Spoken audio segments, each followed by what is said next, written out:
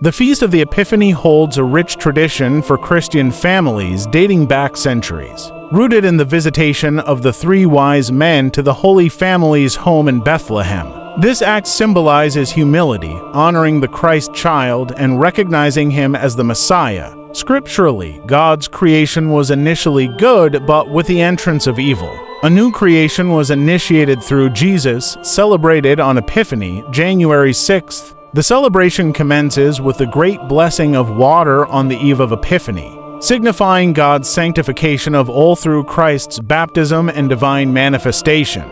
Families are encouraged to gather, contemplating ways to seek and acknowledge God's presence throughout the year. Post-Epiphany, it is customary to invite a priest for the home blessing, incorporating holy water, incense, and chalk. During the blessing, the priest traverses each room, sprinkling holy water to invoke the grace of the Holy Spirit and guard against evil. Blessed chalk is then used to mark the main door with the initials of the Magi Casper, Melchior, Balthasar, and the year 2024 with crosses 20 CMB 24. The initials also represent the Latin blessing, Christus Mansionum Benedicat. May Christ bless this house, while crosses symbolize Christ's protection. This brief liturgy serves to imprint our homes with sacred symbols, seeking God's blessings for the inhabitants, workers, and visitors throughout the year. The custom of chalking the door finds its biblical roots in the Old Testament,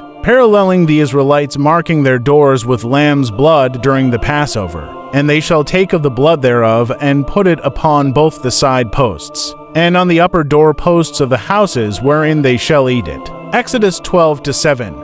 Hear, O Israel, the Lord our God is one Lord. Thou shalt love the Lord thy God with thy whole heart, and with thy whole soul, and with thy whole strength. And these words which I command thee this day shall be in thy heart, and thou shalt tell them to thy children, and thou shalt meditate upon them sitting in thy house, and walking on thy journey, sleeping and rising. And thou shalt bind them as a sign on thy hand, and they shall be and shall move between thy eyes. And thou shalt write them in the entry and on the doors of thy house. Deuteronomy 6-4-6. 9. The Epiphany-tide practice of household blessing also serves to protect Christian homes from evil spirits until the next Epiphany day, at which time the custom is repeated. This rite of blessing the home is led by a priest.